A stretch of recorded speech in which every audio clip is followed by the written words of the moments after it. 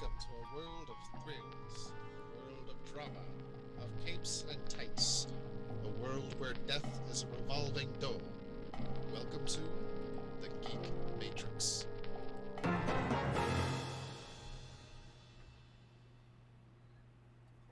Hello, everybody. Hi. Welcome. Hi. I said everybody, not Josh. Oh, I forgot. I'm not everybody. You're a buddy. You're not everybody. That is Makes saved sense. for Legion. Yeah. So welcome to the Geek Matrix DC Comics Review Show number 165. That's if I remember the number eight, because initially I wrote 167. Nope, it's 165, It's as far as we 165. can tell. Yes. Yeah, we are here for a lot of books. Brandon is a sick man today. Like, he can't even talk, kind of sick. And it's a damn shame. I was looking forward to talking to him about a few books today. Yeah. But he hasn't even had the energy to read everything yet. So he read a few books last week, and then maybe I shouldn't. He read some books earlier, and Well, then I he's mean, gonna Brandon read them. gets Brandon gets some very early uh, previews. Drops. Yeah, Yeah, we we shouldn't go further. it's It's not basically illegal. how it Don't is. worry. No, I just realized I probably shouldn't have put that on cam. I had the label out and everything. That Are you drinking Prime? yes. You're let me fucking fired. let me explain. You Okay, are so okay, fired. Vince McMahon, Jesus. Let me explain. I was at the gas station because I one of my mantras, one of the things I believe in my life is try anything once, right? And I've done within reason. Within reason, you don't want to do something stupid or dangerous. Like drink a product Notwithstanding. from Loken Ball. Right. I went because every Thursday when we do the show, I pick up an energy drink because long day at work. I'm up at 4:30. By the time I come home and we start the show, I'm beat. So I need that pick me up just to get me through the show. I get an energy drink for the show and I drink it. And I went to the fridge, grabbed my usual Monster. And I was looking, maybe they have Coke Energy because I'm getting tired of Monster, right? And I didn't see any Coke Energy, but I saw Prime. Like, I thought that wasn't allowed in Canada. But like, I'll admit I tried their other one, like the bottled one, the Yeah. hydration drink, and that wasn't bad because I wanted to try anything once, right? So it I won't wasn't even bad. let my kids drink it. That's no, don't drink the energy for sure. I won't let my kids drink the hydration one. And Yeah. at first they're like, "Why? It's not the energy drink." I said, "No, but it does support Logan Paul." Honestly, Josh, you and I both know by now watching WWE supports Logan Paul. Well, I mean, he's getting supported by WWE regardless of whether or not we watch it. That's Yeah, what happens when you get a $3 million contract for no fucking reason. it's not no fucking reason. The man's got some talent in the ring. It's unprecedented how good he is. But they He's just still a released dick, all but of that talent from yes. the So roster, I but was gonna kept bring that up. Logan Paul. Yeah, Bad, bad, that's bad decision. that's the craziest thing. Like, Bad okay, so decision. I was gonna lead into that, but okay, Oh, so the list has updated now that we're hi. here. Everybody, bit of I'm Josh. news. I don't have a I don't have a dad joke, but I Oh got a shit, riddle. what's that? What's black and blue and has been red all over? Oh god, I've heard all of Vintage these, but Batman comics.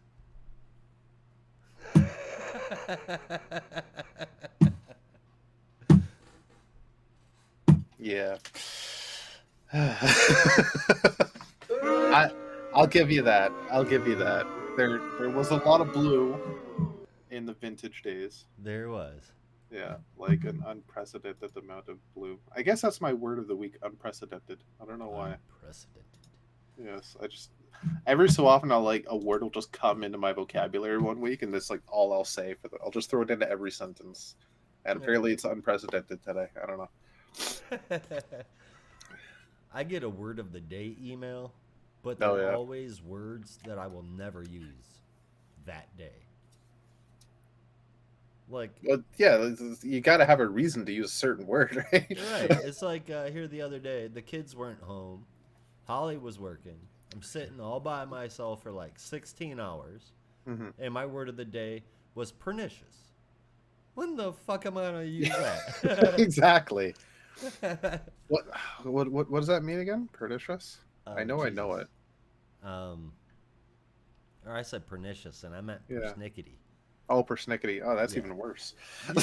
It's like, I mean, unless I'm You could just describing make it happen. Sargento's cheese, Uh, there's just no. you text Holly and be like, I miss you. You better come home persnickety or some shit. Like, just make it up. I'm feeling rather persnickety. Yeah. Particular is what persnickety means. Yeah. The weather outside is rather persnickety today. I don't know. It sounds like a descriptive word. It is. Yeah. But But not premium in like cheese not for in like persnickety people. Sargento's. yeah, fair enough. Up here that'd be Alderson. Ah, Anyway. I interrupted you to tell my wonderful riddle. It was I a worked very on that wonderful for riddle. 2 days. Right on. I get my dad jokes by cheating and watching videos and reading books about it. I don't make them up anymore. All right, so WWE has released a grand number of stars today, not as much as the grand firing of 2020. It's nowhere near that big. That was Um, legendary. I wasn't even that was watching at massive. that time, No, and and they I was rehired like, most of those "Wow, people. Yeah. yeah." Most of them came back, but I think a couple of them are gone again. There are some surprising ones in terms of like, but these are good talents, but also not surprising in terms of they haven't really been on TV in a while, so it was bound to happen. They're Uh, pushing the same half dozen people, yeah. in Um, men's and then in women's. But I the didn't get a chance to watch that video, so why don't you tell me all about it? which video? The one that you sent about the release of the people. Oh, that was just an article. Okay, all right. Yeah. Yeah, so first name on the list, which is surprising because they're working something with him currently. In fact, even just 2 nights ago in NXT, he was saying that he might just show up on Raw next week. But Mustafa Ali is the Yeah, very first name on the list, which blows my freaking mind. I don't get it. I don't get it. He Of all the really people on has the list, he was been. actually doing something. Yeah, and he's been doing something. He's been in. I don't always watch NXT, but I've been watching it for the last couple of weeks, and he's a few weeks, and he's been there. Slowly, we watch him slowly moving away from his positive volley persona into more Thank of a what the God. hell kind of thing, and now he's gone. Just before the draft, or I guess better said at the beginning of the year, him and Ziggler were kind of a tag team. They were friends in Story and Kayfabe, and they were working together. And then I think Ziggler had an opportunity for number one contendership, and then they broke up because they were having arguments. And Ali was like getting in his face about it, and Ziggler was like, "Whatever, I'm gonna do it." And that was kind of interesting to me because you could have set up a whole thing there, Mm-hmm. but then Ziggler just kept going, and then Ali started this positive Ali thing, and it was really fucking dumb. And then It was they dumb, didn't but get then I became went got to to free admire agent the wordplay. status. Yeah, I'll admit that's punny. But then they went to free agent status after the draft, and Ali ended up on NXT indefinitely, and Ziggler just fucking disappeared.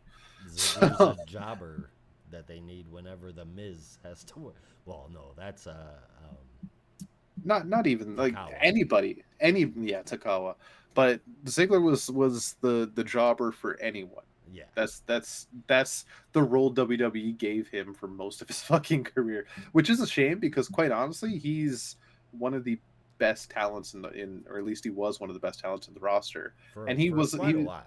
for years now, he's been a locker room leader. He's had the most amount of matches, I think, of anybody, at least at the time, currently signed to the company, if not ever. And I would when it believe came that to totally. a multi-man match for a Royal Rumble, people looked to him because he knew what he was doing. Right. So it's a damn shame that he never got the proper push. But my buddy's excited, the one that watches AEW religiously. Like he's like, okay, Come join your brother. Play with him. Let's do some shit. Right. So Mustafa Ali was first on the list, and Emma.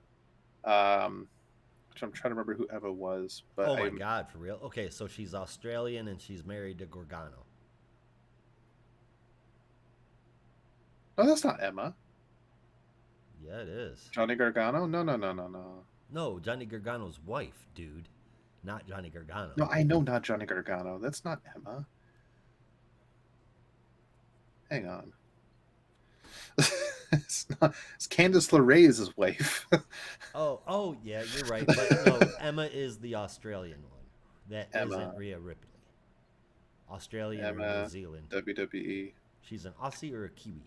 She's Australian, but she's not one of the Gargano squad. No, no. No. I could. Yeah, no, that's Candice LeRae, the poisoned pixie. Yeah, But, this is Emma. yeah, The one that I appears know who every she so is. often. I Yeah. just put her like completely in Candice LeRae's spot. Yeah. No, I don't remember the last time I've seen her on TV. Mm, The one that about a month ago, where she showed up, but she wasn't. Oh wrestling. yeah, that's right. During a tag team spot or something, right? Yep. Yeah. Okay. So it was Emma. Then there was Alia. I think she was a fairly new sign, and I don't know if she ever Aaliyah from made Aaliyah. NXT. Oh, she was okay from NXT. Oh, okay, so maybe that's why I hadn't seen it. There was somebody else on the list I thought that I knew was signed and then never made it. Aaliyah, Rick Boogs, that one hurt. Yeah, because I mean, if they're gonna do Fucking silly, Boogsy. I would have rather than fucking hold LA Knight up battling the Miz. I would have loved to see Migs versus Boogs. Yeah. That would have been awesome. Sorry, who? Miz versus Boogs? Yeah, Oh, okay. I think that would have been awesome. It would have been a great person for Boogs to take off with because Yeah. Miz can sell, and Miz can sell really well. Oh, hell yeah. And could have almost followed the same. He sold story. against nothing 2 weeks ago. Such a weird promo, but it's kind of cool showing off Miz's talent that way. It was definitely odd, that's for sure. Yeah. What else we got? So it was Rick Boogs. Along with him was his potential tag team partner Elias, which I am also sad about. I will always walk with Elias. He's done some great shit. Good talent, highly underutilized. Oh god, yeah. It was Riddick Moss, which is Madcap Moss. Okay, I'm familiar with that. Yeah, he was on a little bit, well, because even I started watching again this year, and he was on a little bit sporadically throughout the first half of the year, but he was bigger last year because I kept seeing chatter about him online, Okay. and like I've seen some stuff and like, okay, no, this guy's pretty good, but then like in the face role, in the positive role, like the high energy talent and like happiness, awesome. But then the stuff they were doing with him near his end, like the last time he was on TV, he was getting pissed off. He was trying to make a heel turn. Was not interesting. And his last match, just on TV at least, was horrible. It was. I remember. Yeah. That's about all I remember was his last. Yeah. Match. So I mean, not the greatest. Yeah. Like I've seen some great stuff from him. He definitely has some good talent, but I don't think they really knew what to do with him. We also had Top Dollar of the fucking tag team I can never remember the name of. Not Street Profits, but No. oh, The jobbers on the tag team division. Oh man. Who Yeah. is it? Now that's gonna bug the living crap out of me. Yeah. Hold on one sec. All right. Yeah, I can do a quick Google here. I really should have done that before.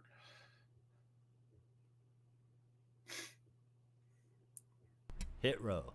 Hit Row, thank you. Yep. Yeah, so he's gone. Quincy Elliott from NXT is gone. That name doesn't even ring a bell. Yeah, it might have been fairly new. Honestly, what's confusing is that Top Dollar is gone. But Adonis isn't. Adonis is still around. Well, I mean, let's be honest. I mean, they've been Adonis setting it might up be and good. putting it in the script that Top Dollar is a joke. No, that honestly, are you talking about the Michael Cole stuff? Well, yeah, and then they also showed it. Oh man, I can't remember the storyline, but there were like four tag teams backstage, Uh-huh. and they all started talking mad shit about Top Dollar and like Yeah. making fun of him on camera. Oh boy. About not being able to go over the top rope. Yep. Oh, okay, because the Michael Cole stuff, that's unscripted. Like he was actually just like shooting on Top Dollar off the cuff. I'm not surprised. I mean, let's be Yeah. honest. Top Dollar, not the greatest talent to enter No. WWE. Honestly, Hit Row had been kind of boring for me. The hit row had been boring for a while. We'll see what Adonis can do in a solo career. Yeah, that'd be interesting. We also have, surprisingly as well, Dolph Ziggler. We already talked about Dolph Ziggler. He's unfortunately been let go, but also Shelton Benjamin. Wow. Oh, Yeah, yeah. See, now Shelton Benjamin came back. We saw a couple matches. Shelton Benjamin is a very, very talented in ring performer.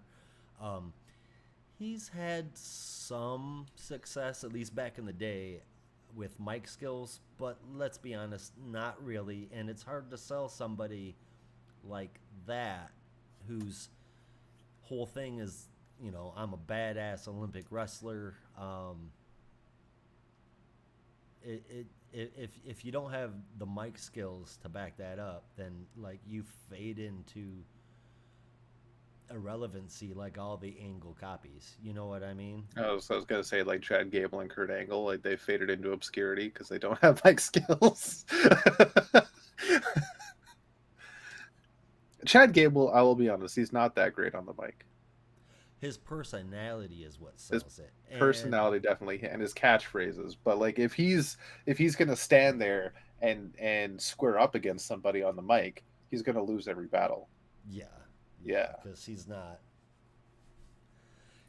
Angle in the No. way that Angle could jump right in to holding his own with Stone Cold, for example. Yeah.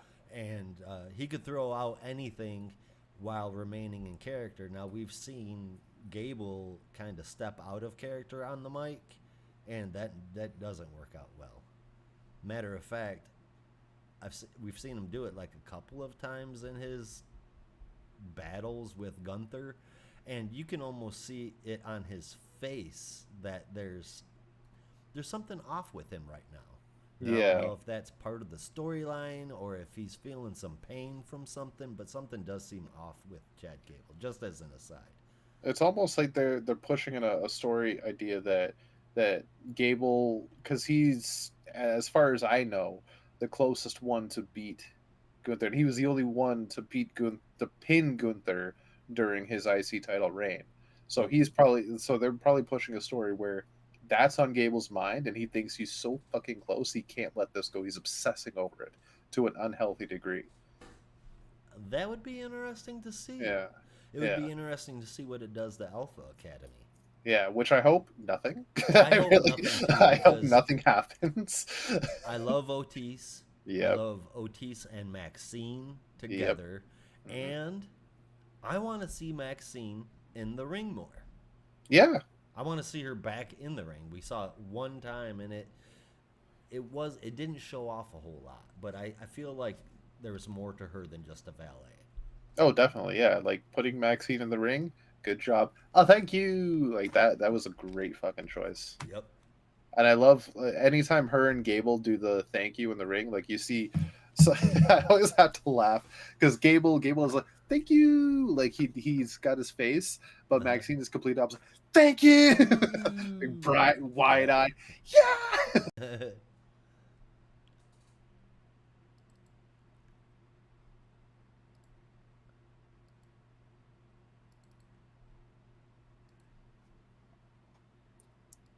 Are you there? Yeah, I'm here. Okay. All right. You blipped out for half a second, but Yeah. Um. oh, beta features. Yeah. All right, so that yeah, Shelton Benjamin surprising Quincy Elliott, Bryson Montana. So the remainder of the list is all NXT talent. Bryson Montana, Dana Brooke, Daba Kato, or Commander Aziz. I'm not too familiar with all the NXT titles. Ulyssa Leon, Daniel MacArthur, Shanky, which I'm kind of surprised at, but also not. I didn't know he was on NXT, but apparently this is NXT list. Uh, Shanky had been on main roster for years too, and apparently he was pretty popular. So, uh, Pretty popular, but I mean, they're pulling NXT into being that third brand, like I called a while ago, mhm, and you can tell they that definitely not are. just because Dom Mysterio went and won the North American Championship from NXT, but there's a lot of popping in from like Like Gargano went Carmelo back. Hayes for a while, and then Yeah, Gargano went back, Corbin went back, yeah. but Ali yeah, went back.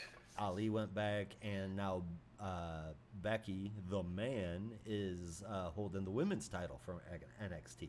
Yeah, So it's like a two main roster talents holding NXT championships. yeah, so I'm seeing, at least in my opinion, we're going to be seeing NXT talent popping in to the WWE shows, and then eventually we're just going to see NXT be the third weekly show.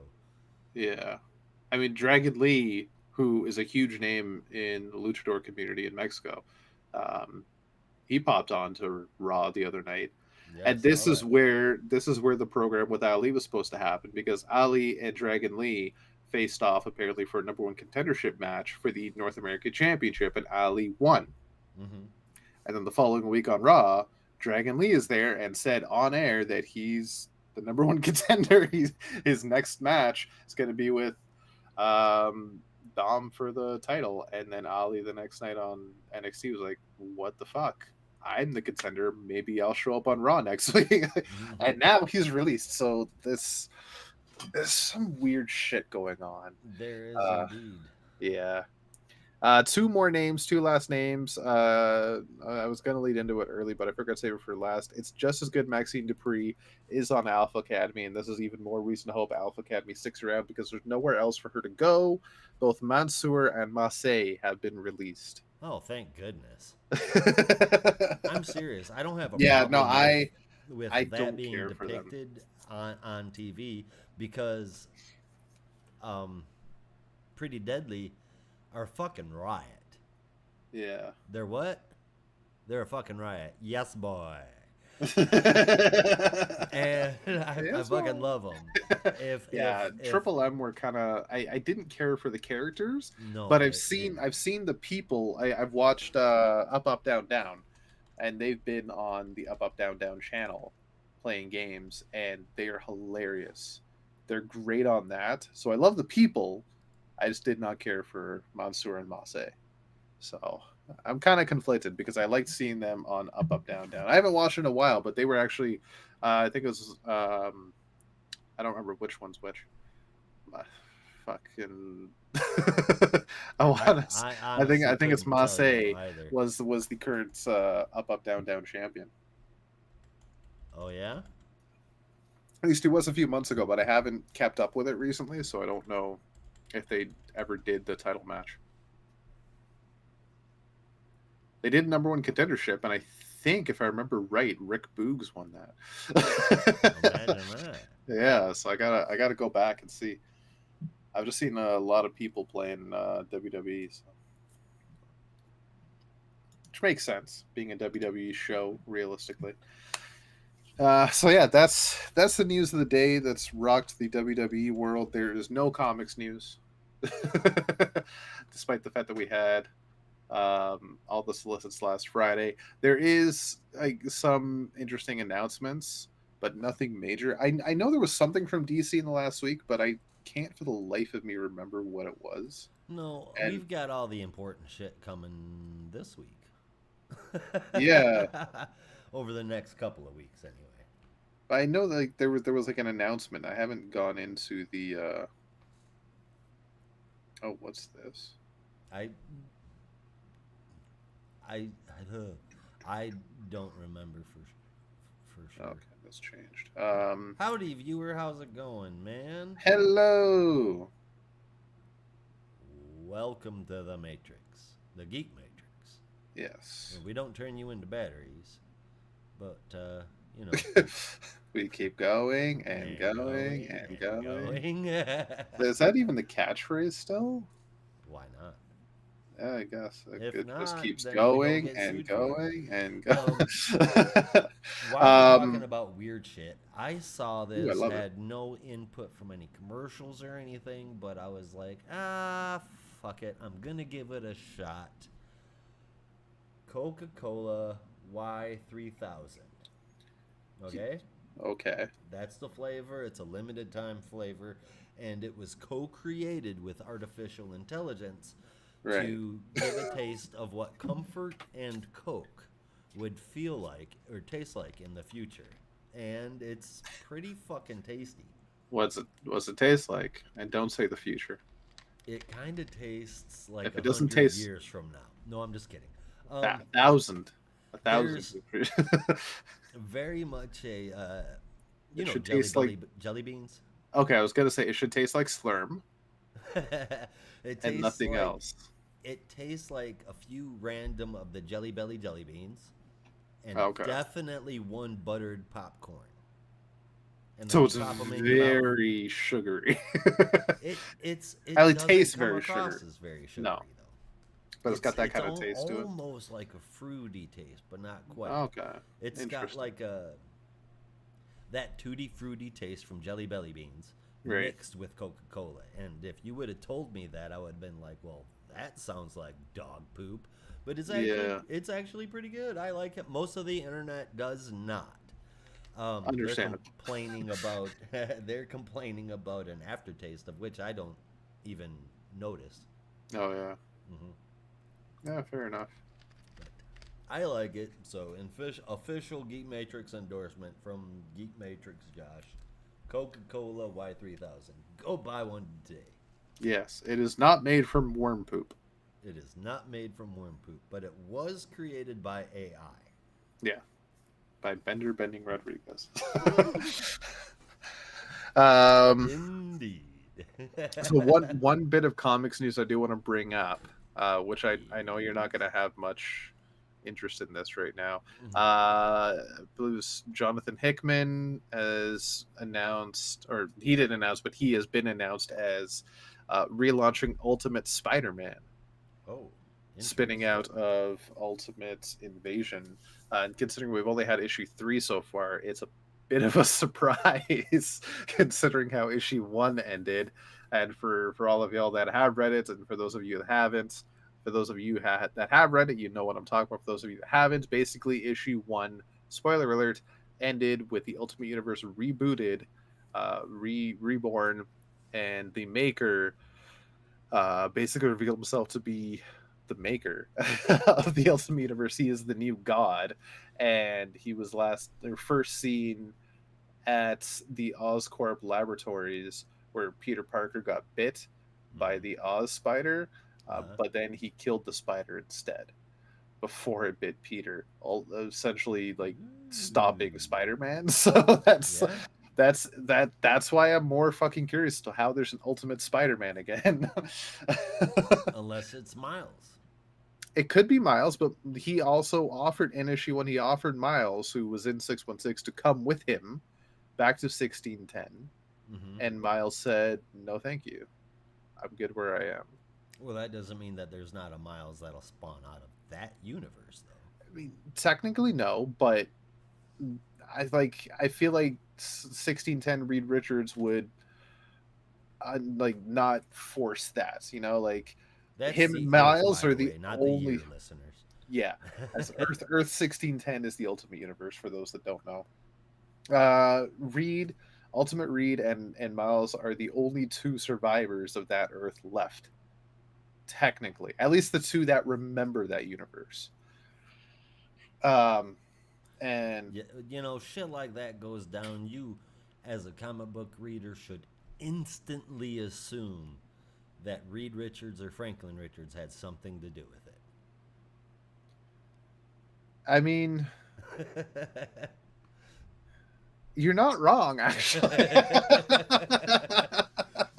I'm trying to think, like, it all happened during Infinity, and while the incursions were just kind of happening through natural progression of the universes, Hmm. um, the Reeds did have a lot to do with it, and in essence, so did Doctor Doom. So Imagine that. those two were like the forefront of that story. Franklin was not, though. I've I've not read Marvel comics religiously in a very long time, and I know that. Yeah. If there's one person, contrary to what only MCU fans think, if there's one person in the Marvel universe that has fucked up things more times than you can count by trying to do something good, it's Mm. Reed Richards. You need to, if you don't believe that, you need to read Jonathan Hickman's Fantastic Four run, and that encompasses about half of the fuck ups Reed has done in his entire like career as a comic book character, Yep. if not more. Not more.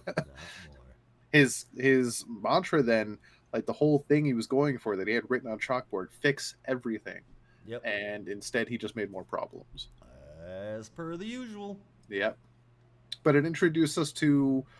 We already had the Council of Captain Britons. We had the Spider Guild technically, with the Spider Verse, and we had the Captain Britain Council, and we knew there was the Council of Kangs. And now there's the Council of Reed Richards during that run as well. I'm just curious how many other multiverse councils there are.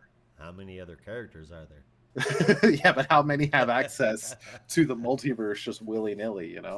I think there's a Doctor Dooms as well, but That doesn't surprise me. yeah, I could be wrong.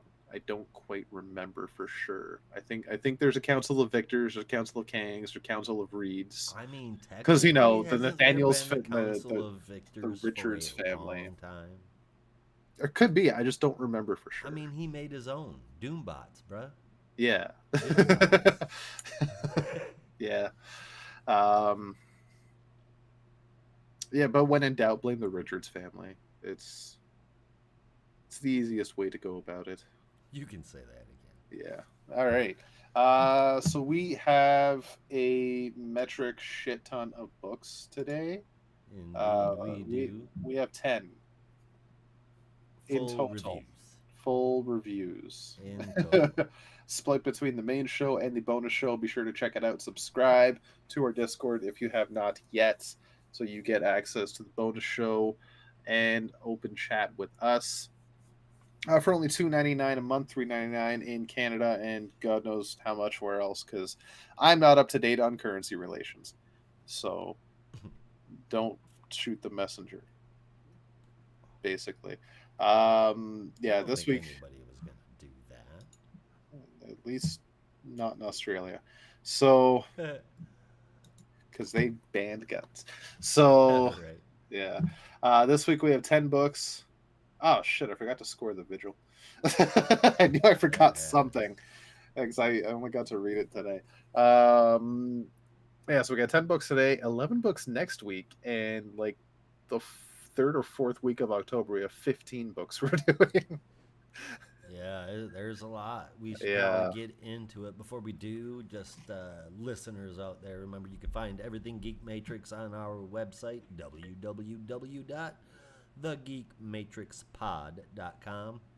Links to all of our socials, our podcast, free Substack, where we do all of our comic book reviews, and we are now on Blue Sky at thegeekmatrix.bsky.social, which doesn't sound as browser friendly as a regular Twitter or Instagram handle sounds, but there we are. It's better than Twitter or X or Twix or whatever it is you want to call it. So get on Blue Sky if you can. You can find us pretty much everywhere you listen to podcasts too. Don't forget to like, subscribe, download, show everybody that we're awesome and not trying to take over the world one screen at a time. Thank you. We're not? Shh. Oh, shit. Okay. Don't tell them, God. Never reveal the secret plan. Never. I mean, no secret plan. Shut up. What are we doing today, Pinky? It's the same thing we do every night. Try to take over the screens. One swimming pool at a time. That was one of Yeah. my favorite episodes. I gotta go back and watch Pinky and the Brain. I don't remember that one. One more thing. I got a companion for my Alan Scott. Good old Yay. Jay Garrick. Oh, yes. And you Yes. found some place to put the damn lightning. Ah, That's awesome. yeah, it actually looks really cool. Agreed. Yeah, Agreed. and they look really good together. Of course, both being McFarlane figures definitely helps. Right. All right. Do you want to hit us up with the honorable mentions? Yeah, we've only got two that I'm going to get into, and there's not a whole lot to get into, but turn into the bonus show, and I'll give you a grade for them. Batman White Knight presents Generation Joker, and I can't wait to see what the next White Knight books is going to be called, because we're already up to 6 words. Let's see if we can hit 9 next time. Also, so that's on number 5. Then we also have Harley Quinn, Black, White, and Redder, number 3. And I mean, technically, I read the digitals, so I've got Superboy, the Man of Tomorrow, and Superman versus Meshi also in my belt. Yeah, Superboy, the Man of Tomorrow, number 6. That's the last one.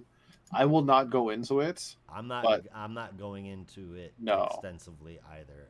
I'm not going into it. I don't think we should go into it at all because it's not even available on stands for another. I thought it was next week, but apparently it's like 2-3 weeks from now. So I will just say I am happy with the ending. I like it, Yes. and it would be in my top 3 if I was including it this week.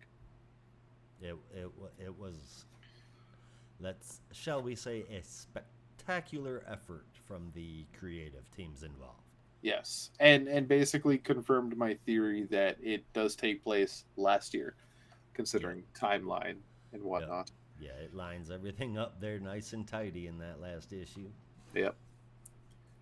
Yeah, I can't wait for Brandon to get to read it though because I have a burning question that I want answered about how tactile telekinesis works because there was something in there that I'm just like I don't think that's right, but I can't find anything to dispute it. So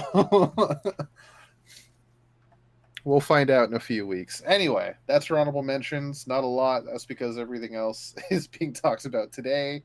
And we're going to start off with The Vigil, number 5. This is written by Ram V with art from Sid Kotian and Dev Pramanik. Colors from Rain Burrito and letters from Dave Sharp with a very nice cover from Sumit Kumar. Mm-hmm. So we are now getting a behind the scenes look at another member of the Vigil, member whose name I don't think got brought up at all, and I don't remember the character's name because I don't think it was in this issue. There were not a lot of Talking people's about the names in kid? this issue. The kid, yeah. He talks about himself in the third person. That's Castle. Oh, okay. I don't think Castle said his name in this, did he? Yeah, he's sitting there talking about it, and he refers to Castle, and then goes on to explain how he wasn't one of his and all of that. Oh, that might explain why I didn't know. I never caught that then. Okay, so Castle, we get some background on Castle this time. As a kid, he could always somewhat assume the future and could see things 15 steps ahead of others. And he was found by the good old doctor and joined the team. That is not something that exists in all of DC with the exception of Dr. Leslie Tompkins. There is no good doctors. Good old doctor. They What all about turn Emil villains. Hamilton? He never Okay. went. He never No. went rogue. So there's He two. never went rogue. So there's two. There's two. I just Yeah. always forget about him. Yeah, and I will never forget Emil Hamilton. He was one of the best parts of the animated series. It's a wonder they never met, you know? Yeah. To be fair, like different doctorates, but Yeah. yeah. A bit. Who knows what's going to happen in the future, right?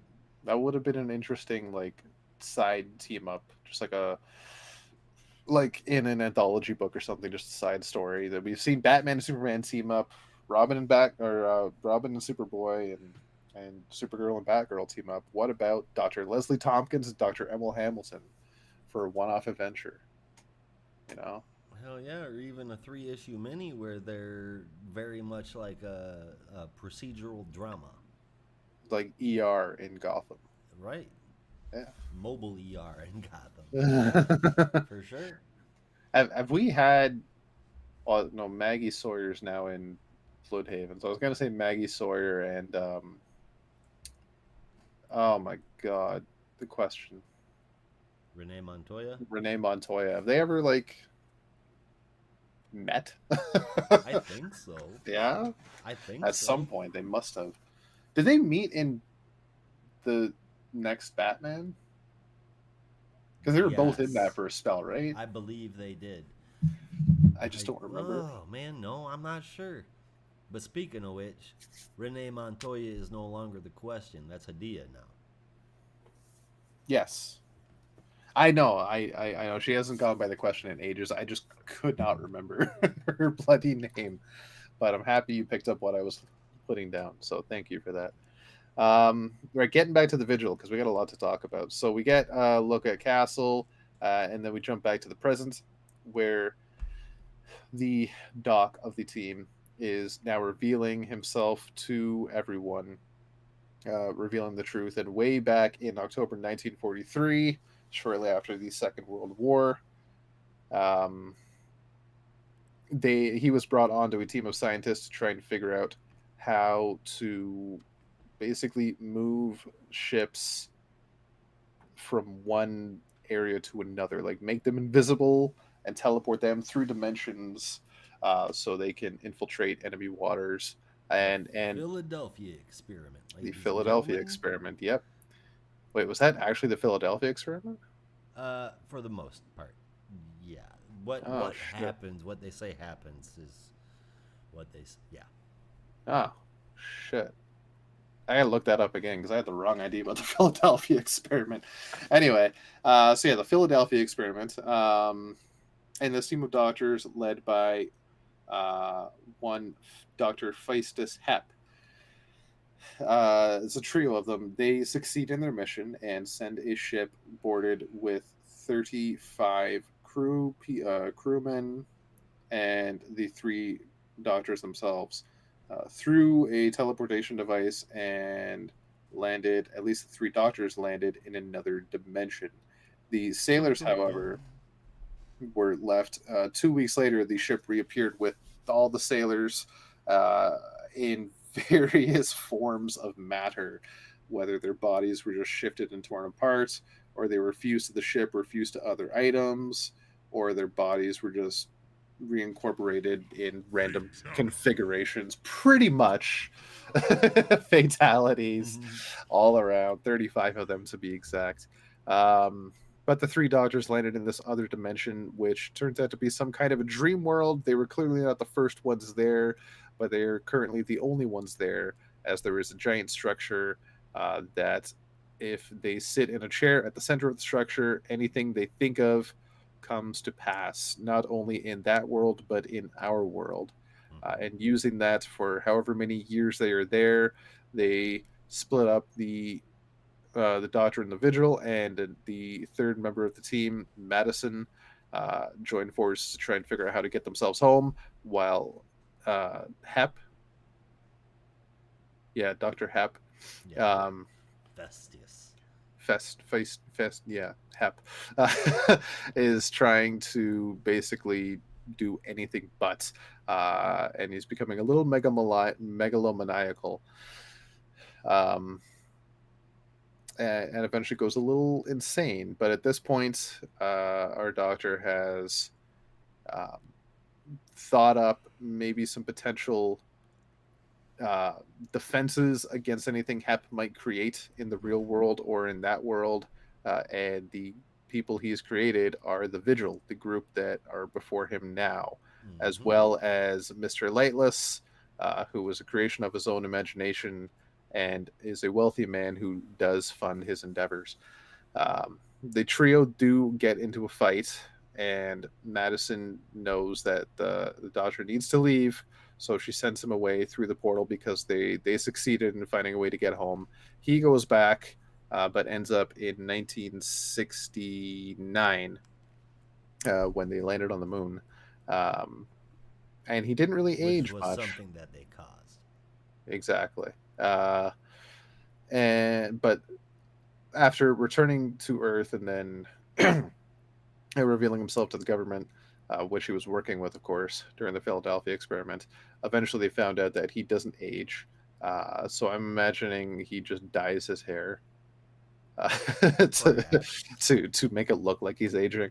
Um, There's and no and telling what interdimensional shit could do. exactly. But that's basically his story. That's his truth. He revealed it to the team, and Castle, being the futurist that he is, That's one way to put it. yep, single-handedly tells each of the members what they're going to do, and they reveal that yeah, that's what they were going to do. Arclight quits because he feels betrayed. Saya um, is hurt, but potentially just will stay along. And Dodge believes that they're a family. Hates the Dodger, but is going to stick around anyway. Arclight review believes the vigil is over, and as only the Doctor and Castle are left, Castle says, "You lied again. I'm not one of your creations. I'm his." And that's where it ends. We do see a person sitting in a chair talking to a Mr. Wall, but I don't remember who the hell they are. It could be Hep. We don't know. That Uh, is how. that is Hep. Okay, I was Yeah. going to say, as far as we know, Hep was still in that other world with Madison, but it seems he has escaped and he is Hmm. around. And that's where the issue ends. Quite interesting, I must say. This is getting better and better as the issues go on for me. This kind of mystery is getting more and more intriguing as it goes. The art's really good. The story's getting more interesting. I'm liking the characters. Fuck, I haven't scored it. I'll say 8.5 out of 10. It's a solid book, solid issue. Definitely worth a read if you haven't yet. Well, 5 issues deep. It's not too late. see, I went in thinking that this was a 6 issue mini. And Could be, but I don't know. it's not written on the cover. I just went to check. I don't know why I didn't check it earlier, but I mean, as far as this story goes, there's really not much to say about it other than this. I've enjoyed the series thus far, and it continues to get better. I was under the impression that it was a mini, so I've spent like all day feeling bummed out that this was ending. Um, Glad to hear it's time to consider that it's not. I want to read more of this. I would love to read more of this. And as far as the art goes, from the cover to the last page, the creative team did a beautiful job. It is very easy to look at. Oh yeah. Man, I would really be bummed if this was ending. I also gave it an 8.5 out of 10. Right on. That's a fair score. The I like what Ram V is doing in Detective Comics, and that remains to be my least favorite story of his since I discovered Ram V. Oh, his stuff in Detective. Yeah. Yeah, I can agree with that. I can definitely agree with that. Um, yeah, moving on to our next book, we have Cyborg number 3. Josh gonna fill us in on Victor. We are. We. I'm more than one person. Written by Morgan Hampston, Tom Rainey Okay, on art. Venom.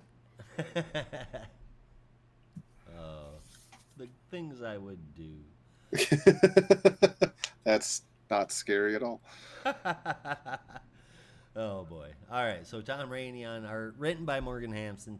Tom Rainey on art with colors from Michael Attea, who we haven't seen in a little while, and Rob Lee letters with a cover from Edwin Gellman. The issue starts out with an introduction to Dr. Marcus Wilcox, who made Solace, which is basically an AI that makes all of your decisions for you, but also downloads, well, basically your mind as you wear it, as an earbud. Like a Jabra elite or something. But doing so, downloading your mind, would allow people to live forever because after they die, that mind could be transplanted into a synthetic body that they call synthoids. But yeah, that's never gone wrong before. um, where the hell? Reboot? I seen it go wrong there, think it went wrong in The Boys. Anyway, he pitches it to Silas Stone, who of course jumps at it, saying that he might not be able to bring Victor's mom back, but he could use it to make sure that no one had to feel that way again. Mhm. Turns out that, I don't know, their souls, their consciousness, whatever, was kept inside the servers for Silas, and once the person died, they were forced to become part of the program itself and were punished if they didn't help it along. Silas was the only person to make it out of the program and uploaded himself into a synthoid that we saw in the previous issue. No real memories other than remembering Silas's last thought, except for all of the time that he had there. Silas's last thought being of Victor, so that's why the synthoid went looking for him. Silas says to put him back into Silas so that he can rescue everybody else. Cyborg does that, and then that's when Atlas, the automated titanium lethal attack sentry, shows up for a fight. And it talks about how dumb of a villain it is in the book, and they're right. So Cyborg beats up Atlas, and then that's when Marcus shows up, naturally not in need of a rescue. But Silas thinks that he sacrificed himself to save everyone, so I'm not sure what's really going on there. Last page, a big, and I mean big, synthroid is shown with word bubbles saying finally, so I assume that's Marcus. I just don't know how he's both in human form and whatever else this is supposed to be. And that's the book. I'm not a fan of Rainey's art. I don't like it here, and I didn't like it in Jon Stewart's backups either. I didn't even look to see if that's who it was because the art style is so noticeable that I'm definitely, I feel comfortable making that assumption. I will admit, though, while this did make the story progress, a story that I've been into, it has me worried whether or not that's a good thing or not. The confusion for me about something major, like where the hell the villain is at, if he's in two places at once, if he is the human, if he's in the synthoid, if the human form is a synthoid, I don't know, but it puts huge bumps in the road for me. With Rainey's art and the unclear ending, I'm gonna have to give this one a 6.5 out of 10. So I was also thinking that the synthoid, sorry, at the end was also Marcus, Right. but the consciousness of Marcus that was inside Solus, because you figure that Marcus always had this evil plan, that the consciousness of Marcus inside Solus was also having that evil plan because it's the same person, right? They're just doing it in two different ways now, in two different avenues. And I thought of that. Yeah. However, Silas's consciousness, which is in that synthroid now,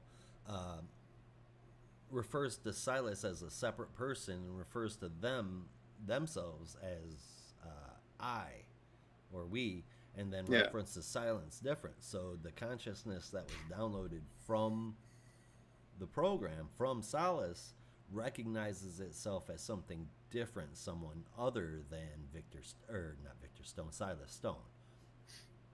To a certain degree, like he was saying, the sensation when he entered Solus was like an out of body experience. Like he was aware that there was another version of him out there, living a life that he could not do.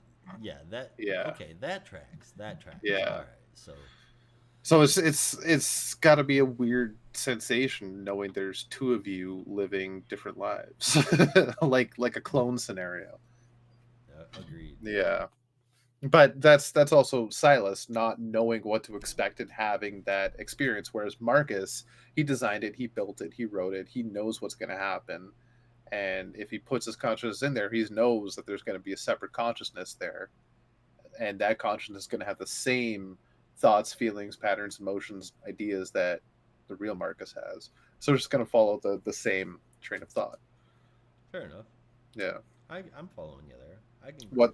What's not tracking with me is that synthoid already had parts of Atlas's body in It did. It doesn't make it. any sense. Unless it was because Marcus did mention he hired Atlas to study him and used some of his schematics to build his synthoids. So this could have been a prototype, but like why have it look the same, like the same freaking color scheme if it's Right. not the same body? Right. But that's yeah, neither here But nor there, I guess. I So had I had that's the only part that rubbed me the wrong way. all of this was planned. I was just waiting for you to come and beat him up so I could scalp some parts from him. Yeah. Um, all in all, though, like this is actually the issue I enjoyed the most out of this run so far. It's still an interesting story for me. I think I just need a bit more. I give it a 7.75 right now. Maybe an 8 on a good day. Hmm. Quote Brandon there. I wish he'd get back into that. That was always fun. It was. um, yeah, the art is kind of hit or miss. I don't hate it, but because I have seen worse. But Yeah. from you said it was Tom Rainey. Yeah. Yeah, I've seen worse from Tom Rainey. It's not the greatest, but I don't hate it. Um, I liked some of the fight sequences between Cyborg and Atlas. It was really cool. So I'll give it that. I enjoyed it for now. Anyway, moving on to our next issue is Hawk Girl number 3. Strap in. So it's a ride. All right, so this is written by Jadzia Axelrod with art from Amanke Nahuelpan, colors from Adriano Lucas, and letters from Hassan Asmane El Hau. And I just want to double check that I got. Okay, yeah, so the cover was also done by Nahuelpan and Lucas.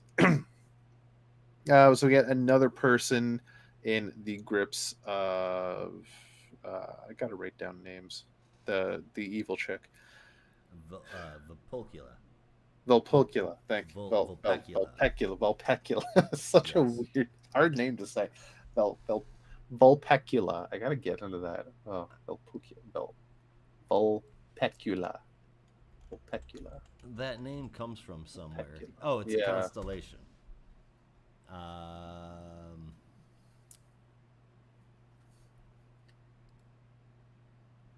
Yeah, it did sound. Vulpecula has no origin in mythology. It first appeared in the Star Atlas of Johann Havelis in 1687. He called it Vulpecula and Answer, which is the fox and the goose. On some star atlases, the fox and the goose were separated into two, but eventually the goose was dropped entirely from the sky, so now it is just the fox. Interesting. That explains the whole fox thing that's going Yeah. on in the speech bubbles. Right, so Vulpecula, God damn it, Vulpecula as another victim she has found. A man who, in my opinion, ages rather weird. 40 years prior, he was getting bullied at a pool, and he wanted power, so she gave it to him. And then 40 years later to the present day, this afternoon to be exact, he is potentially 50 years old and looks 30. I don't know how the hell that happened, but here we are. The head of a company in Gotham City and is meeting with Bruce Wayne, who wants to get on the board of directors. This man, his name is Farland Candor, the CEO of this company. This Bruce doesn't quite trust him completely for Batman reasons. Um, but we don't really know much else beyond that yet. Down on the streets of Gotham, Alicia Yo is leaving her shop temporarily to go just take a rest and is found by the Croc Block, a new gang on the streets. Hey, Selena, you're not doing your job right. Come get these guys. She is then saved by Hawkgirl, who calls herself Batman because wings. Funny. And makes quick work of the Croc Block alongside Galaxy, the prettiest star. I hope we don't have to say that. I hope that's not the full name. Is not her. We just call her Galaxy, right? Just color Galaxy. Okay, Yeah. okay. It's Galaxy. That was just the title of her graphic. Yeah. Okay. As long as it's not her full hero name, because that's a mouthful. So they rescue Elysia, and she's grateful. Says, "Look, if you ever want a meal, just come by. It's on the house. I'm the head chef. Don't worry." Um, and then the two head out and to the Batcave to meet up with Batman, because that's where he usually is. Hey, hold on Uh, a second. I just want to make a small correction. uh The general acceptance is that Vulpecula was designated in 1687 by Polish astronomer Johannes Hevelius, like I just said. But as it turns out, the first time that it was ever mentioned um, was in the Book of Fixed Stars by Arab astronomer Al Sufi, and that was written in 964. So beats it by quite a ways. I just couldn't go on without clearing that part up. Fair enough. No Continue. problem. Ray, I just realized when I was reading the issue the first time, I missed some of the timeline stuff. So the pair meet up at the Batcave, talk to Batman to figure out more information about Vulpecula that he may have found. And he hasn't really found out much, except for some less than questionable questionable sources, he says. So he's not 100% sure yet what the hell's going on with her. Uh, but he does know. He does reveal that an old colleague of his, Farland Candor, as we saw at the beginning of the issue, he met with at the head office for Candor Enterprises, whatever it's called, has one nth metal feather, which is identical to one of the ones on Hawkgirl's wings, and also present was one of his employees, Ava Diaz. And if that name sounds familiar, Hawkgirl did see her die. Which we did see also Farland standing over her grave just the day prior at the beginning of the issue. And then you see this afternoon she is well and alive, much to Hawkgirl's surprise. But Batman has no memory of her ever being dead, and Hawkgirl thinks she's going crazy. But they get past that. She tells Batman, "No, in our line of business, don't you tell me I'm crazy." So they head off to find Farland, and sure enough, with Farland at a big shindig is Vulpecula. So the trio go after them to try and figure out what the hell's going on. But surprise, Farland is also on the Court of Owls. Okay. Surprise. So now I have to fight an army of Talons, but the three of them actually do makes pretty good work with them. Batman goes for Vulpecula, as Vulpecula also cuts herself with an nth metal wing or nth metal feather, putting some of her blood on it, and then stabs Farland, which transforms him into a giant owl creature, who then goes after Hawkgirl as Batman chases down Vulpecula. She does get away thanks to one of her other creatures with ambushes Batman.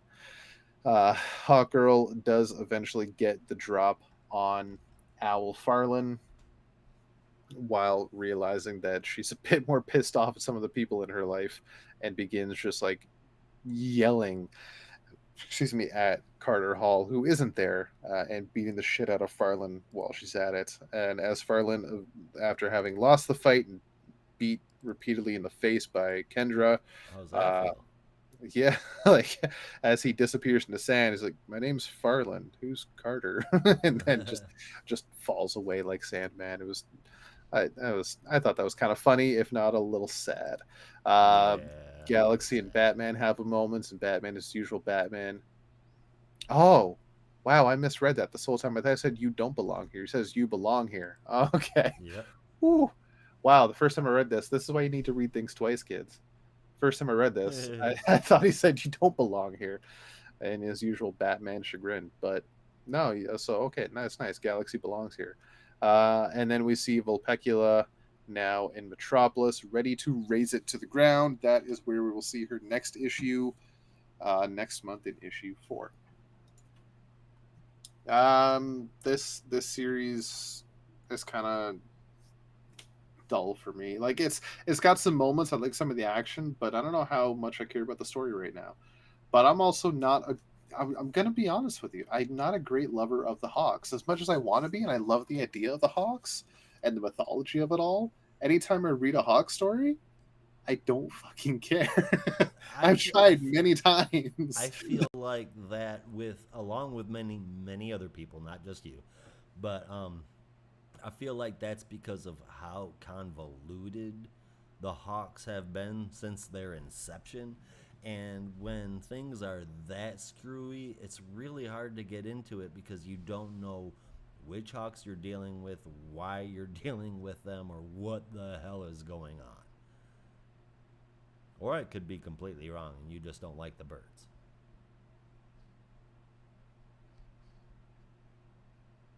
Uh-oh, did I lose you? I lost you. There you are. What? I've been here for a minute. What? That was weird. I had lost you as well for a minute, right when you started talking about the Hawks, I said and then I feel like I'll do the short version.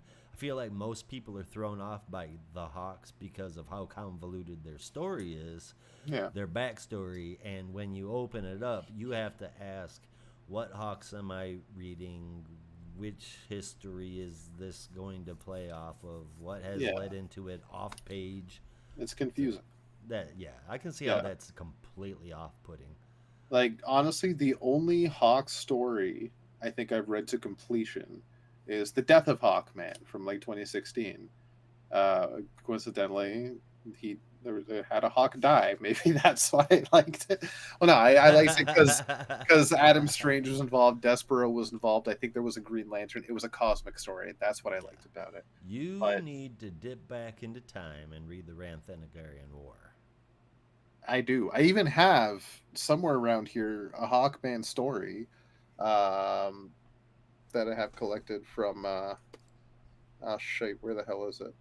Endless Flight from the Eagle Moss story. I think it's an Adam and Hawkman story, Cool. and I've heard that them as a duo was really good, so I wanted to check that out. Pick that up from the Eagle Moss collection. I haven't looked into it yet though, so like, and I heard his characterization from Jeff Johns and JSA was really good as well, so I want to check out the early JSA from Johns. But we'll see. We'll see. Right now, like I don't hate this Hawk Girl book. I can enjoy it. I can appreciate it for what it is. It's just not quite for me, I guess. I find it kind of dull. That's, I mean, that's fair. Yeah. But it's not like I say kind of because I don't even really know where I'm going with that. Like it's not bad. I don't think it's bad. I just find it boring as fuck. Well, I mean, and I mean that's bad to some, but on the other side of that thing, you can say, well, I didn't hate this. I don't have anything bad to say. It just didn't grab my attention. Yeah. I'm on the other side of that. The small team up with Batman makes me think that this is going to be the status quo moving forward for Hot Girl and Galaxy. I'm completely cool with that. This is a case of me being bummed that it's ending because if I'm not mistaken, we've only got one issue or 3. 3 issues left. Yeah. I feel like there's a whole lot more that we could do with it. The art is fantastic, the colors just as much, and the lettering, especially when it spilled out of the word bubbles, was great. I've really liked this so far. This issue included. I did, regarding the lettering and just general book just the book in general, I found it kind of weird that they reflected the word bubbles in the sword that the owl Farling was using. I mean, just a note, Yeah, not a complaint, but very odd. I don't think it I've was. ever seen that before. And I don't know if that was just somebody like zipping through it trying to get it done fast and just like, okay, I need to draw a reflection and then threw the damn words in there too. I don't know, but it will be interesting to see if there's anything that explains that later on. I gave this an 8.5. I really dug it. Oh, fair enough. I gave it a 7.5 because I didn't. Yeah. Fair enough. But Fair enough. it's if you're a fan of the Hawks, it might just be for you. Definitely check it out if you like the Hawk family. Thanagarians. I prefer Ranians, despite the fact that they're a little more up their ass about themselves. But They're definitely more up their ass about themselves. yeah, but I like Adam Strange, so that's me. Fair enough. In the Rand Thanagar War, I pick, I guess, the Ranians. Gonna say something funny, but I forgot every other alien race in the DC universe. I was Pick gonna the say Dominators. no. Okay, that's what I was. I couldn't remember the fucking name. In the Rand Thanagar War, I picked the Tamaranians. There you go. They are all beautiful, every single one of them. Powerful Planet and Tamaran? usually mean. Planet Tamaran is a bisexual's dream. Hmm. I think that's just a fact. If I'm not mistaken, they're all bisexual. Oh hell yeah! I was right. All right. Man, let's move on to our next one. Batman Superman World's Finest, number 19. Moving from talking about the finest world to the world's finest. Ah, Cool yeah, beans. love it. Number 19, man. Written by Mark Waid, art by Travis Moore, Tamara Bonville in colors, Steve Wands on letters, and Dan Mora on that cover. And if you get a chance to check out any of the variant covers, they're all really good. Oh yeah. So the issue starts off with Batman trapped in the Phantom Zone while Clark battles Jaxer. After a few pages going back and forth between Bruce and Clark explaining what the situation is, it goes back to Supes fighting Jaxer with some extra math that Batman worked out because they're able to communicate psychically through the Phantom Zone. Okay. Jaxer saw through their plan, of course, and in order to win that current scuffle, he lets Batman free. Granted, he does it dropping him through the sky, mostly as a distraction for Superman, but still, that seemed a little weird. Oh, and there are loads of Gothamites also trapped inside the Phantom Zone as well. One of them being everyone's favorite butler, Alfred, who can also telepathically communicate with those outside of the Phantom Zone, even though this is supposed to be impossible, but we're told that the Phantom Zone is weakening. All right, real quick, that's the thing with this sliding timeline, as everybody seems to call it. You do whatever you want without ruining any continuity, but you do it alongside and leading into other things, which makes it continuity, and that's just dumb as hell. But anyway, you either stand apart or be a part of it. You don't do both. That's odd. It's very confusing. Jaxer goes after Kandor, and starts heating up the bottle with his heat vision until Clark shows up and clobbers him, but it's only momentarily because now Jaxer is as strong as Clark is, and he's a trained fighter. Batman uses the Phantom Zone projector, but somehow he puts it into the floor of the Fortress. The Fortress of Solitude. Thank you. And uses it to send Jaxer back into the Phantom Zone that he just escaped because he knew all of the doors to get out. Also, I'm not sure how Batman wired the Phantom Zone projector into the fortress's floor, Yeah. but So anyway, somehow everyone is returned to Gotham as well. Of course, though that must have happened off panel. Suddenly, No, however, they showed it in panel. okay, well, Yeah. what they didn't explain on panel was how all of the rifts have been sealed up, even though they've been going on for a long time. As Jaxer said earlier, he had to plot them out and figure out what the pattern was, and that only took him so much time. But Uh, that's they, all done now. they showed that too. Well, they showed it, but they didn't explain how it got that. They sent them back, so now Well, everything's better. no, to a certain degree they didn't, but that's because there's more to the so as Alfred was saying, the one of the doors that he was looking at was getting weaker, but that's when he also noticed the alien was causing the doors, and as he was blipping out of existence, you could assume that this alien, the one that was opening the rifts, is just like, fuck it, I'm gonna close them now because this ain't working. But if that was the case, they wouldn't have been able to send Jaxer back because that had happened before Jaxer was sent to the Phantom Zone.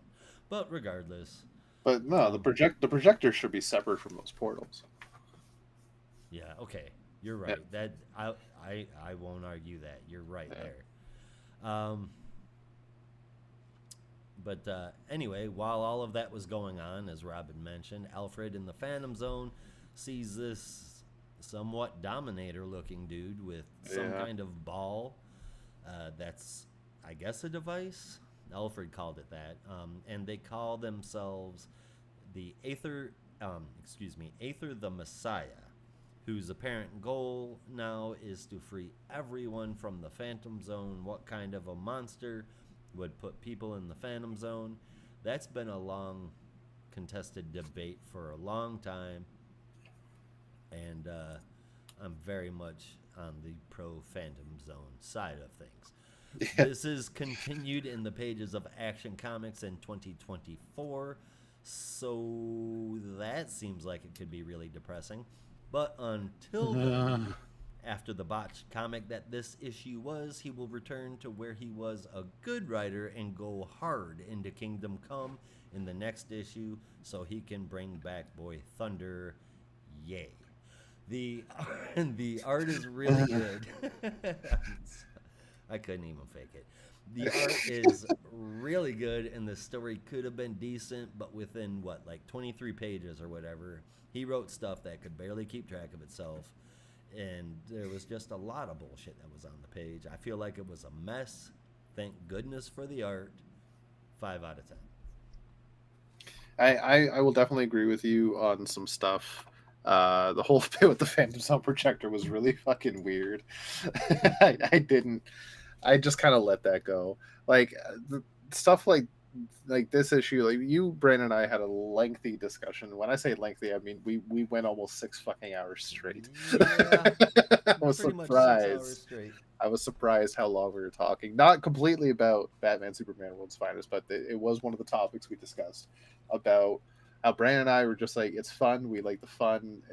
Let him have fun. Let him cook. And we enjoy it because we think it's fun.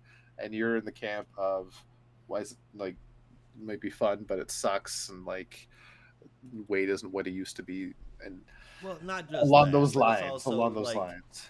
you've got nothing that you want to say. You're just kind of bouncing around from Yeah. silly story that's very mediocre to silly story that's very mediocre, and every once in a while you get a Dan Mora composite Superman that makes you forget all about the shit, and Which I'm still waiting for that figure, McFarlane. Come fucking on. A McFarlane.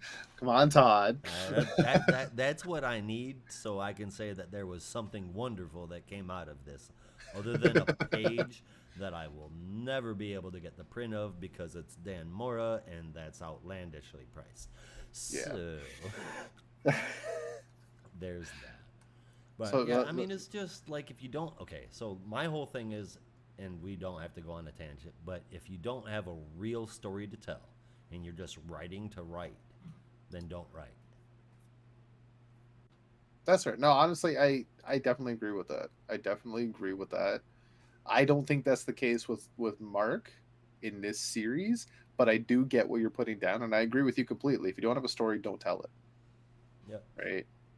Now, if Simple you as do that. have a story, make sure you tell it your way, but don't disregard everything that came into the past and everything that led up to it. I think we agreed on that at the end of our half a day debate. Yeah. That was a fun conversation. That we tackled a lot of topics, all because I had a hot take that Scott Lobdell had the best characterization of Jason Todd since Oh, Jason was let's resurrected.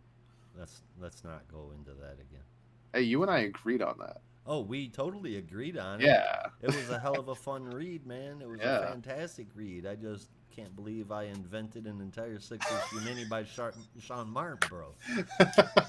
This That still blows my mind. We mind so blown. I forgot That's I like was I gonna told mention Holly during that, and she that said, "Oh, honey." chat. It's like, fuck. My neurologist is gonna be worried. I think we're all worried. So, but when I sent you that list of solicits from April 2022, hmm I forgot to mention, like when I was saying, does anything stand out? It's not so much things that you don't remember happening because we know with your condition that's going to happen, but maybe things that don't quite make sense to you, like things that you look at and you're like, that doesn't look right, or like things such as this Red Hood book that doesn't exist. You're like, well, I think this was supposed to be around this time, but it's not here. Where is it? Like stuff like that. Yeah, I Yeah, remember it was totally it. Well, I don't remember, but yeah. I was convinced that it came out like right around my birthday, which is the beginning of April. So, Now I'm gonna say one thing, and don't freak out.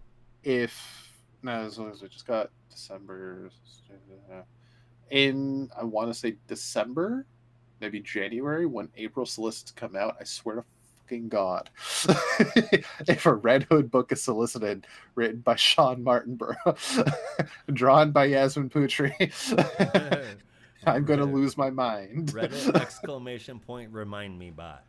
I Keep think an that's how eye it out, works. folks. Something like that. I never bothered using it. Me neither. Right. So my point was with this books, That would be with awesome. this book, stuff like this, issues like this. As much as there was some stuff, I'm like I ate that shit up. I thought it was because I love Jaxer. I love that whole thing with the Phantom Zone. Some stuff like hmm Bruce putting it in the ground.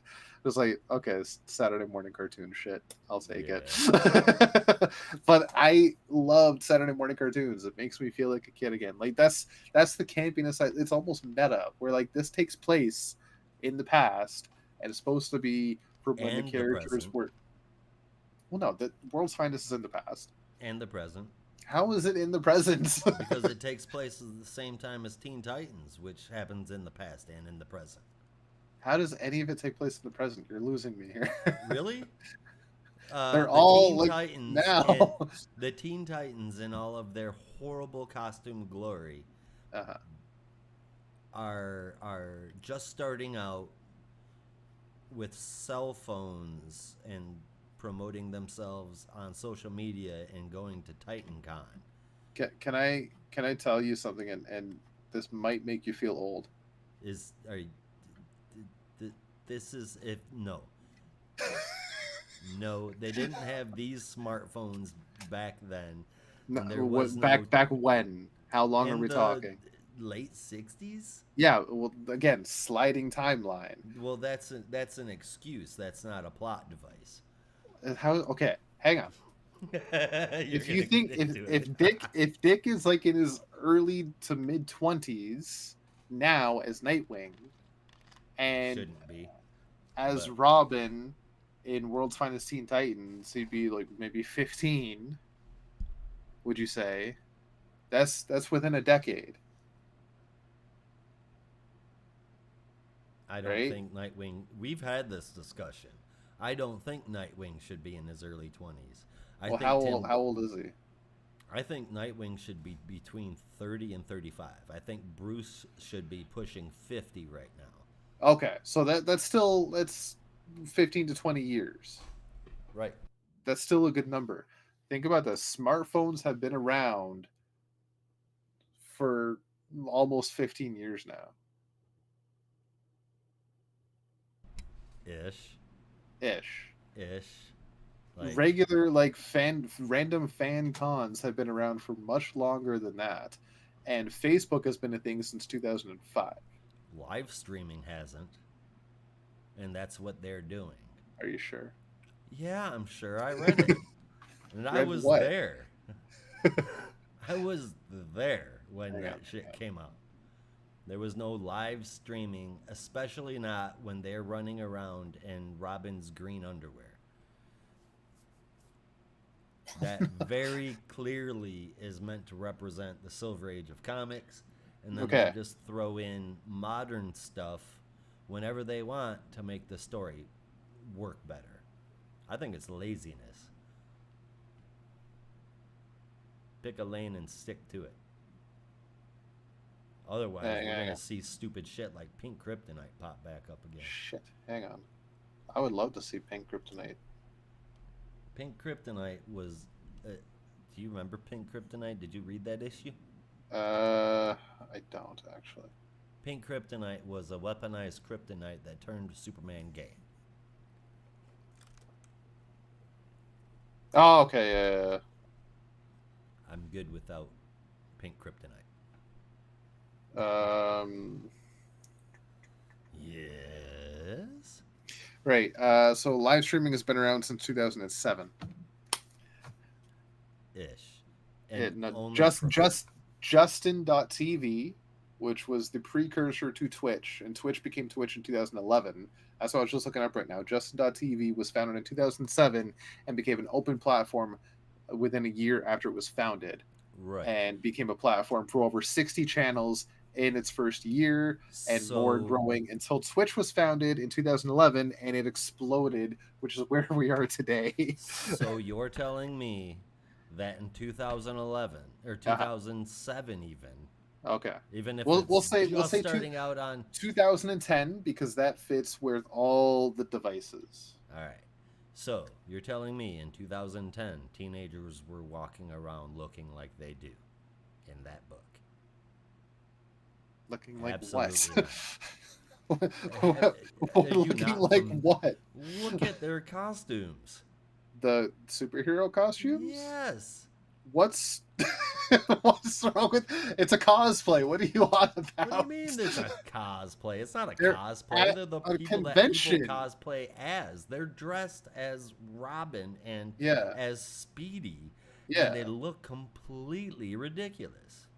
Again, it's cosplay.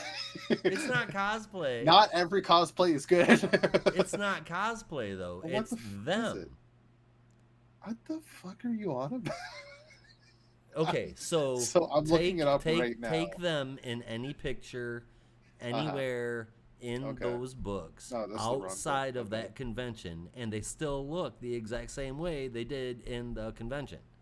They You're have talking their about the heroes. 1960s original fucking Teen Titans outfits on. Oh, my bad. That didn't happen this week. We're just talking Right, about and- another and issue. Why are we're we not- talking about Teen Titans? We're not. We're talking about that last funky week's ass issue. yellow hat that Speedy used to wear. Robin walking around in green fucking underwear, and that's ridiculous. Okay, so you're talking about the fact that their costumes are based off the 60s costumes. Yes, and the way that they speak is based off of 60s comics. However, What? they're thrown into the modern world with a pit stop about Roy during his whole daddy abandoned me days. But regardless, I told you that I didn't have to go on a rant, and then it led me to going on a rant. So now that we are done talking about the Teen Titans, would I you like to don't talk even- about the Titans? I don't even remember how the hell we got there. I gave it an 8.5. I don't know either. I'm not even lying. I have no. I'm gonna Yeah. have to go back and re-listen to it. I literally forgot that we weren't talking about World's Finest Teen Titans, because I was going through the list for this week. Like, why can't I find the fucking issue of World's Finest? No, this is World's Finest Batman Superman. Where's Teen? Oh wait. we found that fork in the road, as we tend to do. I think we were talking about sliding timelines, but that's Yes. inconsequential. It exists. This is a known fact. because if we believed that this is the same Bruce that became Batman in 1938 or 39, then he'd be fucking dead now. And there's no way any of this should exist. Okay. So Pick a lane. we have to have a sliding timeline, otherwise all comics would be canceled. Nonsense. We wouldn't see Batman saying "old chum," but I would love to see him say Old Trump again.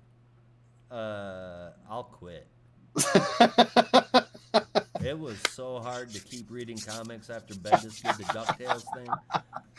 But at least Old Chum is an old catchphrase in a sorts of Batman. It's something he has said in the past, He used and to was part say of his character. all the fucking time. Yeah. If he, like, by the end of Gotham War, if he calls Jason Old Chum, I'll be so happy. Jesus Christ. I need a lot more to happen than him calling Jason Old Chum. But we will get to that book later on. Or call him, like, Tim, and it's the beginning of Bruce having senility. I mean, that could be the next stage. I wouldn't be surprised. They put enough on his plate, so why not? Or at least gray hair, and then a cane, and then Terry. Yes. So we talked about Teen Titans, now we're going to talk about Adult Titans. Okay. Did you give your score? Did you give your score for World's Finest? I think so. Give it a If 4? not, I gave it a 5 out of 10. Oh, okay. I was close. All right. So Titans number 3 is our last book for this show.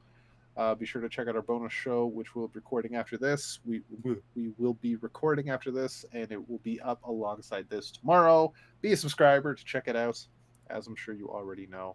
All right, so Titans number 3 is written by Tom Taylor with art from Nicholas Scott, colors from Annette Kwok, and letters from Wes Abbott. And I keep needing to double check. Yes, the cover was done by Scott and Kwok. So we open up on Beast Boy is a bat, funny enough, at the church fraternity. I have questions right away. The first page it's a really cool sequence. He sneaks into the church fraternity by turning into 100 flies, sneaks into an air vent, turns into a mouse, and to sneak through a grate, turns into a bunch of ants. But I have a question right away. Okay. Oh, shit. I I don't know why it keeps doing that. I'm going to have to write Streamlabs. What happened? You blanked. You dropped out for a second. Oh, shit. Okay, But, what was all right, so you got a question right away. Yeah.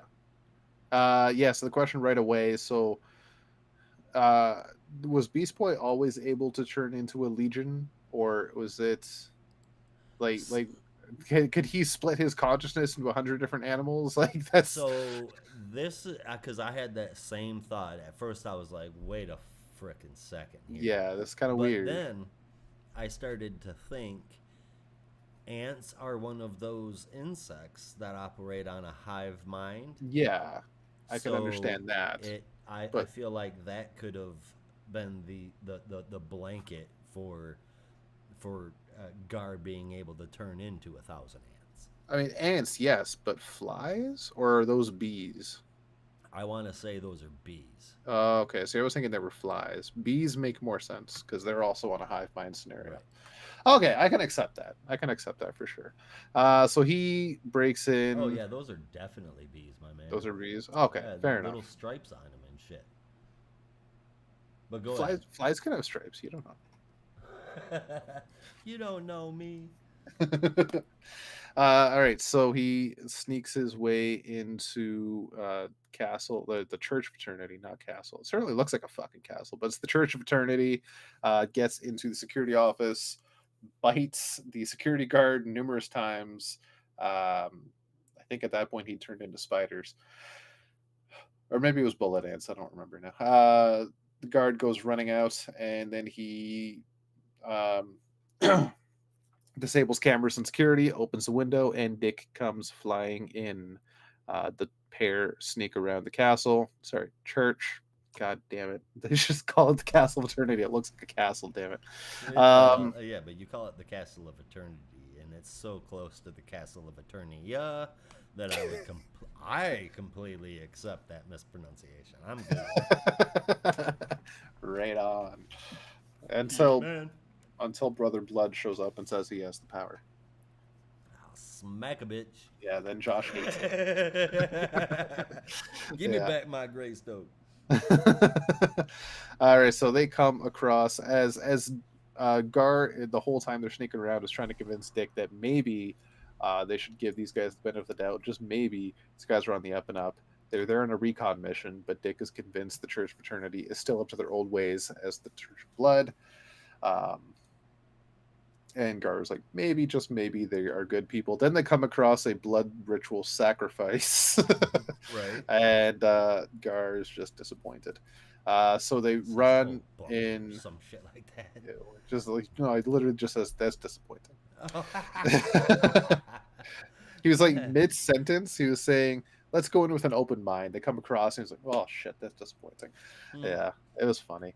So they go flying in, save the girl that's about to be sacrificed in front of literally a pool of blood. Clearly some people have already been sacrificed. It's a trademark of the Church of Blood, the blood pool. Exactly. As is discussed later throughout the issue, the blood pool is saved for the leader of the blood cult, the Brother Blood, who uses the blood power to gain extra power, including strength and mild invulnerability. But this time, the leader of the cult right now, the one performing the sacrifice, tells the followers to disrobe and enter the blood pool and harness the dark power. So now there is dozens of super strength goons that Gar and Dick now have to contend with. Dick calls in the reinforcements, including Wally. He convinces the team to let him go because he can't stick around alone at Titan's Tower, even though sometime in the next 48 hours he's supposed to be shot and killed inside Titan's Tower. So that's something that bugged me. If they found his body inside Titan's Tower, why are they going to leave him at Titan's Tower? That's where he dies, motherfucker. Right? Get him the hell out of there. Right? It's like Bruce is like not that far away. He's got a brownstone with all kinds of security. Just fucking go chill there for a little while. This is the fastest man alive. He could run to any part of the fucking planet. Jay would be happy to have you. Take a vacation, go Barry's to Rome. never home, but Iris is there. She'll keep you busy. Make you some brisket, something.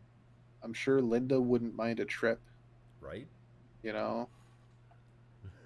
Go check on Avery in Japan. Spend some goddamn time with your kids. No, Avery was Flash of China, right? Yeah, China, yes. Oh, okay. Is there a Flash of Japan? Not that I'm aware of. The only foreign Flash that I know of is Avery. Avery, okay.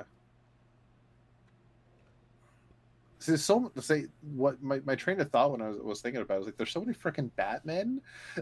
I think there's got to be like a team of various heroes from each of those countries that have a Batman. So I'm thinking, there's Jiro. So there's got to be a Justice League in Japan. But no, wait. No, that was Justice League in China. Yes. Yeah. But there was a Justice League China. Yeah, which had Batman of China, it had Avery, it had Kenan, Kong, and I don't remember who else. I know there was more. A couple others, but I mean, obviously they've remained popular. Yeah. So the reinforcements arrive through one of Victor's boom tubes. Dick sees Wally and he's none too happy, but they deal with it later. And then Garth shows up and says, "The hell's going on here?" Realizes that okay, the blood pool is still happening, so he joins the Titans for a quick battle, take out all the blood servants, I guess, with an awesome shot of the whole team ready to fight, including Tempest, and it's really fucking cool. I'm just a side note there. That looked fucking wicked. Yeah, it really did, and I'm loving that Wally's on the team. Mm-hmm. I really am. It's a perfect amalgamation of old Titans and new Titans. Agreed. Yeah. I almost wish Roy was on the team proper again, but this is cool too. He's got shit he's dealing with. Yeah, he's got to find his daughter, which the Titans promised to help him. Where the hell are they? They got Sure, some he's shit found to her do. now, but yeah, so does Roy. You could help, The needs of many outweigh the needs of a few.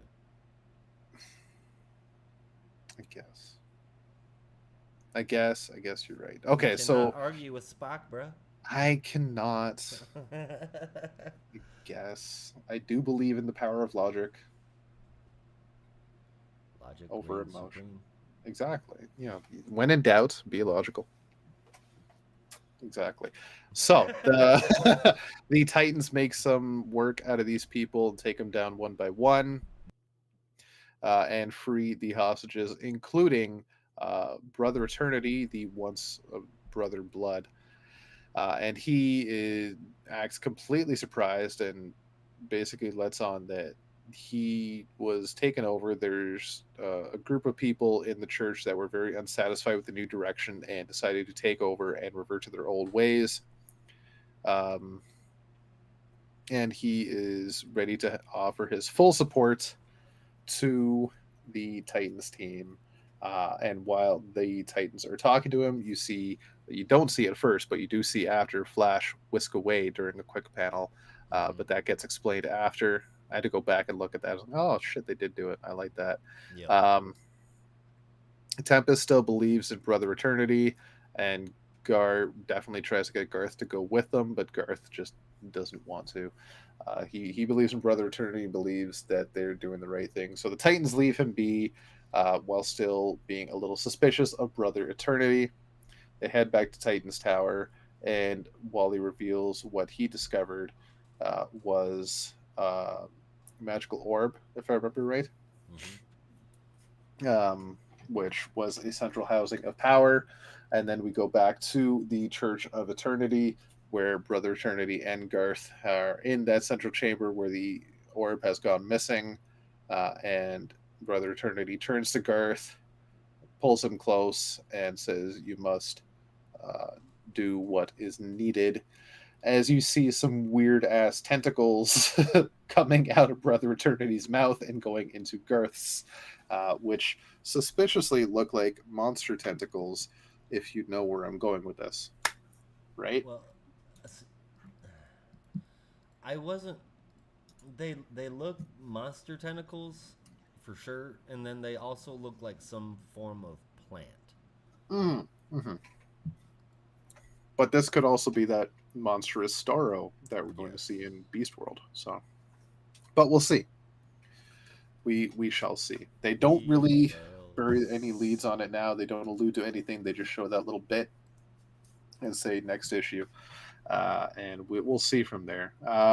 All in all, art is fantastic. Nicholas Scott is amazing. The colors from Annette Kwok equally as good. Um, Story is quite nice. The little nod of Wally disappearing was cool. I really enjoyed this issue. I'm not going to lie. I really enjoyed it. It's got a classic Titans feel while also feeling a bit bigger because they are the premier superhero team in the world right now. It's working out well. 8.75 out of 10. Uh, Helen might even. Fuck it. No, yeah. I'm going through it again. It's a 9. Okay. It's got a 9. I bumped it up, Fair which enough. that does change my top 3 a little bit. But it's a solid issue with an interesting story. I can't deny it. It's actually really fucking good. it is. Yeah. It is. The Church of Blood, though, is so tired. Um, it's I've been way over the Church of Blood for years. It's the Oh same yeah. old stuff. But that's But why they rebranded the Church Fraternity. yeah, it's different. The direction, the feel, whatever the hell is coming next, it's all different from the norm. Mm-hmm. I'm including what's coming next in that because I'm not reading it going, okay, Brother Bud gets followers, raises power, they nearly summon Trigon, Titans stop them. That's literally every Church of Blood story, but Yeah. this is different. It He brings a was the whole, jobber of the Titans villains after a for the while. most part, yeah. Yeah. He brings a whole. This brings a whole new interesting aspect to the game. Brother Eternity is obviously a bad guy, but he asked Raven to seal up the blood pool so that has me sitting here with a cocked eyebrow. I can't help but wonder what is happening next, and that, my friend, makes for a damn good comic. Yeah. Not to forget to mention that the art not only looks great, like really great, but it works so well hand in hand with the book. I like it, man. I really, really like it. 8.75 out of 10. Yeah, that's what I had. I bumped it up to a 9. Would you do the same? Nope, I'm gonna keep it at an 8.75. Okay, fine. I tried, Tom. You tried. I tried. All right. Do we want to do a top 3, or do you want to save that for bonus? I've got a top 3 from this one. It did take me a minute to place them because I scored them all the same. And just for the record, I did bump up Titans by 0.25. It originally had an 8.5. Okay, so I technically succeeded. Technically, yes. But at the end of the day, here we are. My number 3 goes to The Vigil. Number 2 goes to Hawkgirl. And number 1 goes to Titans. With my favorite moment actually being in World's Finest. Because I feel you, Clark. I really do.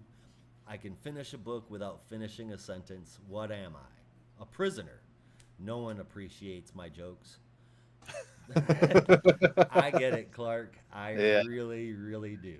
Yeah, that part was pretty good.